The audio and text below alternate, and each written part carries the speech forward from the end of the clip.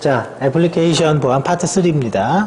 애플리케이션 보안은 뭐 이번 책에서 많이 변경된 부분 중에 하나인데요. 그 중에 하나가 이제 OWASP 탑 10이 바뀌었죠. 그게 이제 최종이 2017년 12월, 그러니까 초에 한번 발표하고 막판에 한번 12월 달에 한번 또 발표를 했어요. 그래서 약간 조정이 됐습니다. 그래서 그거 확인해 두셔야 되고, 두 번째는 2017년도에 뭐 어떤 일이 있었냐면 소프트웨어 개발 보안 가이드가 전면적으로 바뀌었습니다. 그래서 소프트웨어를 개발할 때 분석 설계 단계가 이제 개발 보안에 포함됐고, 그런 의미로 봤을 때 7회 정보 보안 기사 필기부터 우리가 뭐가 나왔냐면 요구사항, 분석, 설계, 구현, 테스트라는 단계로 순차적으로 소프트웨어를 개발하는 SDLC 모델은 뭡니까? 라고 물어봤어요. 그게 바로 이제는 폭포수 모델인데, 그 다음 문제에서도 그런 패턴의 문제가 안 나오는 게 아니라 또 한번 또 나옵니다. 원형을 사용해서, 여기서 원형이라는 말은 프로토타입을 이야기합니다. 원형을 사용해서 소프트웨어를 개발하는 모델이 뭡니까? 그러니까 프로토타이핑인 거죠. 그게 또 출제가 됐고요. 자, 그런 문제들이 출제된 의도는 두 가지 의미로 해석이 되는데, 첫 번째는 소프트웨어 개발 보안에서, 개발 보안 가이드에서 분석 설계 활동이 추가가 됐기 때문에 지금 그 SDLC, 소프트웨어 디벨로퍼먼트 라이프 사이클이라는 그 부분은 분석 설계 활동에 대한 지식을 의미한다. 이게 첫 번째고, 두 번째는 CC 인증이라고 아시죠? 그 정보보호 제품에 대한 국제표준 인증, 상호 인증, 그죠? CC 인증이 있는데, CC 인증을 받으려면 내가 어떤 보안 솔루션을 어떻게 개발했는지 요구사항, 분석, 설계, 구현, 테스트의 과정을 걸칩니다. 그래서 CC 인증의 측면에서 그게 나왔을 수도 있습니다. 근데 저는 개인적으로는 두 가지 의미가 다 있다고 보고, 이제 그러다 보니까 마치 이제 개발 과정에 대한 게 이제 점점 등장하는 문제가 일어나고요. 보안 기사가 어려운 게 바로 그런 것 때문에 어렵습니다. 왜냐면 정해진 범위 내에서 출제만 하는 게 아니라 약간 이것저것 최신 트렌드가 반영되는 경향을 가지고 있다라는 거고요. 자, 그래서 모든 거를 다 공부할 필요는 없고, 사실은 제가 얘기한 거 위주로만 좀 학습하셔도 될 것 같고요. 정말 중요한 거는 실습입니다, 실습. 해봐야 돼요. 왜? 실기 때문에 그런 거죠. 자, 그래서 지금 보면 일단은 기본적인 건 개발 보안이 기본이 되는 거고, 그 다음에 DRM과 워터마킹, 그죠? 뭐 OTP, 뭐 IPsec, 뭐 그 다음에 FTP, 항상 나오는 FTP, 그죠? 이런 형태로 많이 출제가 되고 있습니다. 자, 쭉 봐서 다시 이제 내용으로 쭉 보죠. FTP인데 FTP 문제는 제10회 정보보안기사 실기에서도 출제가 됐습니다. 근데 뭐 그렇게 어렵지 않아요. FTP는 명령어를 전송하는 게 뭐죠? FTP는 포트를 두 개 쓰죠. 하나가 명령과 데이터. 그래서 이거를 이제 포트를 명령은 고정이고, 그죠? 명령어는 기본적으로 21번 포트 고정으로 사용을 하고, 데이터를 몇 번 포트를 쓸 거냐에 따라서 여기 나와 있는 것처럼 패시브 모드와 액티브 모드로 나눠지고, 액티브 모드는 명령어 포트를 20번을, 데이터 포트를 20번 쓰고, 패시브 모드는 1024, 이 숫자도 기억해야 돼요. 실기 때문에. 1024 포트 이후의 포트를 랜덤하게 선정해서, 누가? 서버가, 선정해서 데이터를 전송하고 있는 거죠. 그래서 이게 이제는 그 포트에 관련된 문제 지식의 처음부터 끝까지 다입니다. 그 다음에 특정 사용자 연결하지 못하게, FTP 사용하지 못하게 할 수 있는 파일의 FTP users라는 거, 로그 파일은 -L 주고 expl로그에다가 FTP 로그를 쓰고 있다. 근데 로그 파일의 포맷까지 알고 있어야 돼요. 이 필드의 의미까지. 그래서 그렇게 하면 뭐 FTP는 거의 90% 이상 끝나고, 나머지는 SFTP, TFTP의 특징인데, TFTP는 인증 없이, 그죠? 인증 없이, 그죠? UDP를 사용해서, 그죠? 그거 기억해 두시면 되고요. 그 대신 빠르다.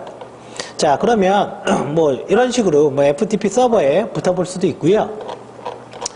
자, 그래서 지금 이 그림은 이제 FTP에 연결하는 과정을 이제 해둔 거죠. 그래서 요 부분은 뭐냐면, FTP는 TCP를 사용하니까 3-way 핸드쉐이킹이 그대로 일어나고 있는 거고, 연결하는 프로세스를 갖다가, 절차를 갖다가 제가 도식화해 둔 겁니다. 여태까지는 이게 나오지가 않았어요. 지금까지도 아직도 안 나왔습니다. 그런데 지금 제가 얘기한 것처럼 FTP는 분명히 나온 게 분명하고 더 낼 것도 별로 없는 상황이거든요. 그렇기 때문에 이 클라이언트 서버 간에 패스워드 주고받는 거를 요 교재에 넣은 거고, 또 하나는 FTP가 똑같은 게 하나 있죠. 여러 개의 파일 동시에 다운로드 받는 거. wget입니다. 그 명령어 기억해 두세요. 자, 그것도 이제 안 나왔죠. 그것도. 자, 그래서 그렇게 되어 있고요. 그래서 지금 이거는 이제는 그 실제 프로토콜을 이렇게 분석해 보면 이렇게 움직인다. 뭐 설명은 밑에 있으니까요. 쭉 넘어가겠습니다. 그죠? 그리고 FTP의 종류. FTP, TFTP, SFTP. 그죠? SFTP는 암호한다. 그리고 아까 얘기했던 것처럼 FTP 유저스 파일에다가 특정 유저 등록하면 접속을 차단합니다. 그래서 당연히 여기에는 루트가 등록되어 있어야 되겠죠. 루트로 FTP 들어오면 안 되니까. 그죠? 그렇게 돼 있고, 그 다음에 이제 로그 파일. 그죠? 요게죠. 이게 지금 FTP 로그 파일인 거죠. 엑스퍼 로그. 그래서 접속 IP나 어떤 다운로드반 파일, 그 다음에 I는 업로드, O는 다운로드. 그죠? 요거 구분해 두십시오. 자, 그렇게 돼 있고, 자, 바운스 어택이라고 나와 있는데, 이거는 이제 주 목적이 포트 스캐닝입니다. 가짜 메일을 보내서 익명의 FTP 서버를 경유해서 공격하는 걸 바운스 어택이라고 그러고, 이거는 이제 공격을 할 때 mmap 도구를 씁니다. 그래서 그 옵션까지 mm-b가 바운스 어택, 그 다음에 IP 주소겠죠. 공격을 하라는 명령이다. 자, 그렇게 알아두시면 될 것 같고요. 자, 그래서 그런 내용들을 가지고 있고, 그 다음에 이제 메일, 그죠? 뭐, 웹서버, 이렇게 있는데, 웹서버는 기본적으로 80번 포트 쓰는 거 아시죠? 그리고 설정 정보. 그래, 디렉토리 리스팅을 차단할 때 어떻게 해야 되냐? 그러면, 얘는 인덱스, 그러니까 인덱스에 S까지 있죠? 인덱스라는 파일을 지워야 되죠, 요거. 요 필드를 지우면 디렉토리 리스팅이 안 됩니다. 그리고, 어떤 서버에 대한 정보를 제거하기 위해서는 서버 토큰과 서버 시그니처, 이걸 삭제를 해야 됩니다. 그 다음 마지막에 권한에 대한 설정, 가지고 있고요. 그 다음에 이거는 연결 유지 정보죠. 몇 초까지 유지할 거냐. 이렇게 보시면 될 것 같고, 쭉 넘어갑니다. 쭉 넘어가서, 이거는 이제 웹서버의 로그 파일인 거죠. 이제 가장 중요한 건 억세스 로그죠. 억세스 로그. 그래서 이게 억세스 로그인가요? 이건 로그가 아니네요.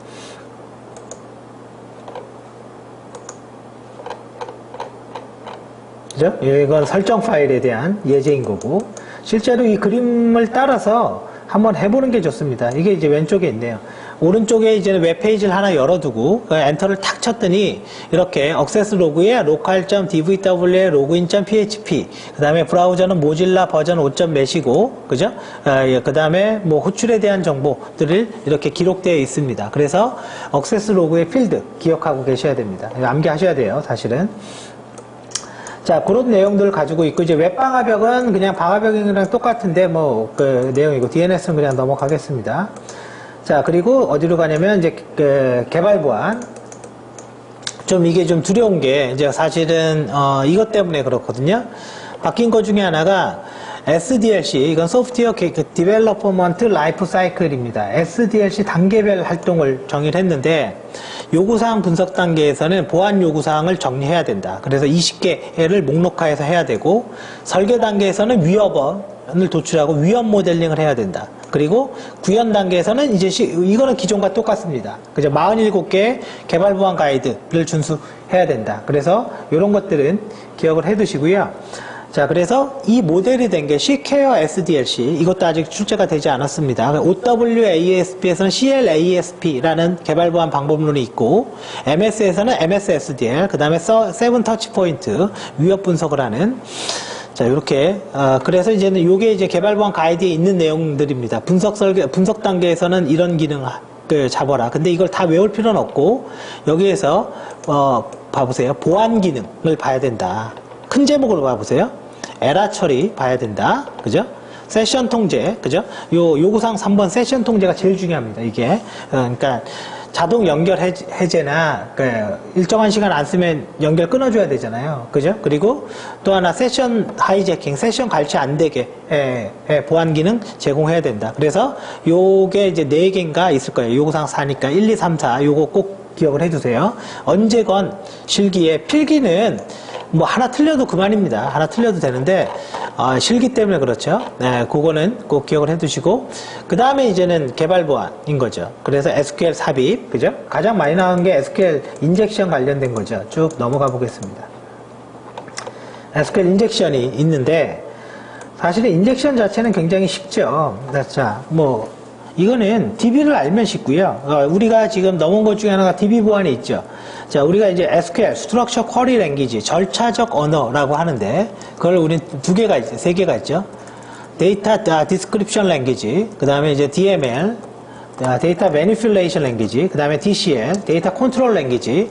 근데 이제는 어디에서는 TCL, Transaction Control Language를 분류하는 경우도 있습니다. 그거는 이제는 데이터베이스 진흥원에서 이렇게 하는 형태는 SQL을 4개로 분류해서 TCL을 두는데 보안기사에서는 원론적으로 하기 때문에 1번부터 3번까지만 분류를 합니다.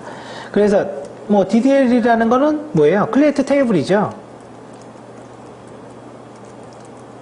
어떤 테이블을 만들거나 혹은 Alter Table, 테이블을 수정하거나 혹은 이제 Drop Table 이런 것들, 뭐 껍데기 만드는 거 이런 것들이 이제 DDL인 거고 그 다음에 이거는 Insert, Delete, 그죠? Update,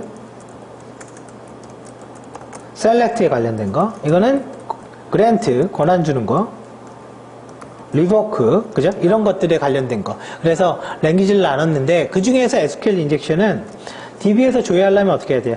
Select, 데이터 조회하려면 select 곱하기 모든 컬럼을 선택하겠다. from user라는 테이블에서 where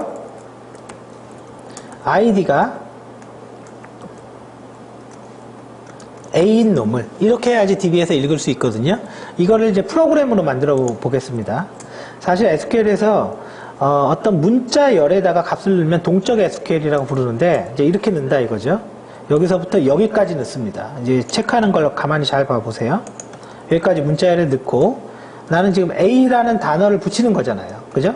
그냥 간단하게 그냥 문자열을 결합하는 건 함수를 쓰는 경우도 있고 이런 도하기 혹은 파이프, 짝대기 2개 예, DB나 랭귀지마다 조금 차이는 있습니다.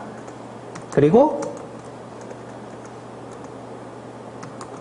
자, 요렇게 코딩을 해야지, 위에 거와 밑에 거는 똑같습니다. 근데 이걸 한번 잘라볼게요, 다시. 개발에서는 이렇게 해야 되는데, 실질적으로는 이거는, 여기 콜론 요거는 없어지는 거죠, 사실은. 없어져서 이렇게 문자열이 만들어지는 거예요. 그래서 첫 번째 거와 요 세 번째 게 동일하게 되겠죠. 근데 인젝션이라고 얘기하는 건, 여기에서 이제는 이렇게 넣는 거죠. 여기 나와 있는 A가 프로그램에 있는 어떤 변수 명이기 때문에 그 변수에다가 이걸 넣는 거예요. 그럼 요 헛다운표와 안쪽에 있는 헛다운표가 딱 닫아지죠. 이게 짝수개야지 에러가 안 나요. 짝수개야지. 그리고 나서 한 칸 띄고 5와 1은 1. 이러면 true가 되죠. 근데 여기 끝에 있는 헛다운표 때문에 이 헛다운표의 개수가 홀수개가 되거든요.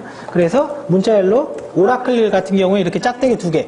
뒤에 나오는 문자를 다 주석 처리해라. 이렇게 공격하는 게 이제 SQL 인젝션이에요. 그래서 어떤 웨어 조건이 나오건 간에 OR을 갖다 붙여놨기 때문에 얘가 true가 된다 이거예요. 그래서 조회할 수 있다. 그게 SQL 인젝션인 거고요. 그 다음에 뭐 스크립트를 가지고 게시판에다가 스크립트 올려갖고 공격하는 게 크로스 사이트 스크립팅이죠. 그죠? 크로스 사이트 스크립팅. 그래서 직접 이렇게 올리는 거를 우리는 스토드 크로스 사이트 스크립팅 혹은 스크립트가 있는 메일을 보내갖고 클릭하면 공격하게 만드는 게 리플렉티브 크로스 사이트 스크립팅. 이게 구분돼야 되고요. 자, 그래서 그런 게 이제 개발 보안에 관련된 거고요. 어떻게 보면 이 내용이 OWASP의 탑 10과 같은 지식을 가지고 있습니다. 그래서 이 부분까지는 학습을 하셔야 되고요. 자, 그래서 여기 예제가 다 있습니다. 예제 이렇게 뭐 어떻게 했다라는 거, 그죠? 예제가 있고, 요 입력과 기출 문제입니다. 근데 얘는 끝에 샵을 붙인 이유는 DB가 MySQL이기 때문에 그래요. MySQL의 그 주성문은 샵입니다. 샵. 근데 조금 여기에서 조금 우려되는 게 하나 있긴 합니다. 그게 뭐냐면, 우려되는 건 뭐냐면, 지금 얘는 투티어 클라이언트 서버라고 하는데, 그러니까 브라우저가 웹서버에 가서, 그러니까 브라우저의 웹서버를 통해서 DB로 간다. 뭐 이런 얘기거든요. 이게 3티어네요. 3티어 클라이언트 서버인데, 여기에서 실제 우리가 그 웹을 개발하면 이런 식으로 개발하지 않습니다. 기업에서는. 소상공인이나 작은 회사는 이렇게 개발하죠. 하는데, 프레임워크라는 걸 쓰거든요. 그래서 이제는, 뭐가 있냐, 하이버네이트라는 프레임워크들이 있어요. 그럼 프레임워크에서는 이런 게 또 다르거든요. 예, 프레임워크에서는. 그거는 이제 아마 뒤 어디인가 있습니다. 제가 문법을 써놨어요. 이렇게 중괄호 하고 샵을 앞뒤에 붙여갖고 이렇게 변수명을 쓰면, 프레임워크에서 필터링을 해버려요. 그래서 그거 기억해 두시면 되고요. 전자정보 프레임워크나 이런 거 썼을 때 얘기고, 랭귀지가 뭐가 됐든 프리페어 스테이트먼트, 자바는 프리페어 스테이트먼트, PHP는 프리페어입니다. 근데 프리페어 스테이트먼트 함수를 쓰면 어떤 문자열을 입력을 하건, 사용자가 어떤 문자열을 어떻게 입력하건 무조건 여기에다가 두 개를 이렇게 쳐버려요. 이렇게 쳐버리면 그 안에 내용이 뭐든 간에 결론적으로 뭐가 돼요? 그냥 문자열로 인식해서 줘야 되기 때문에 인젝션을 할 수가 없습니다. 그래서 prepare statement 함수를 쓰면 인젝션이 안 됩니다. 도저히 할 수가 없고요.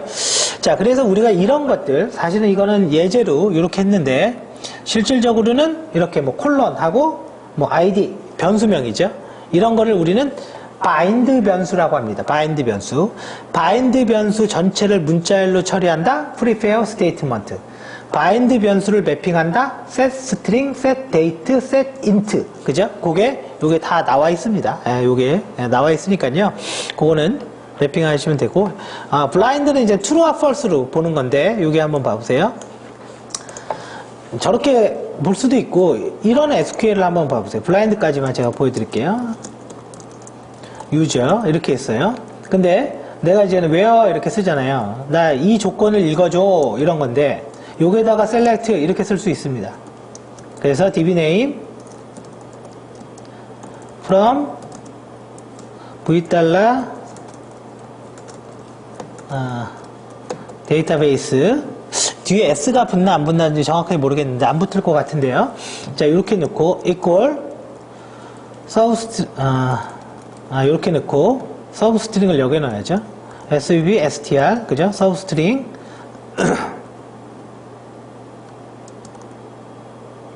그러니까 DB의 이름을 읽어오는 거예요. 1에서 1, 왼쪽에서 하나만. 그래서 만약에 내가 A를 넣어보고 이렇게 조회를 해보는 거예요. 그랬더니 에러가 안 나. 그러면 DB의 왼쪽의 이름은 뭐라는 거예요?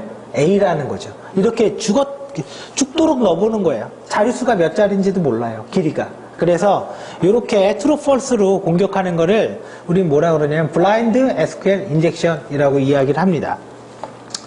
그래서 개발 부안에서 입력과 검증 및 표현을 가지고 하는 개발 부안 정도는 악습을 하셔야 되고, 개발 부안의 영역이 입력과 검증 및 표현이 있고요. 보안 기능이 있고, 에러 코드 있고, 캡슐화 있고, 그죠? 그 다음에 뭐가 있어요? 캡슐화 있고, API 오형, 그죠? 오형이 있고, 그 두 개 빠졌네요. 아무튼 이 7개가 제1의 정보보안기사 실기 기출문제입니다. 7개를 다 써라. 이거였어요. 근데 지금은 그렇게 무식하게 내지는 않을 것 같고요.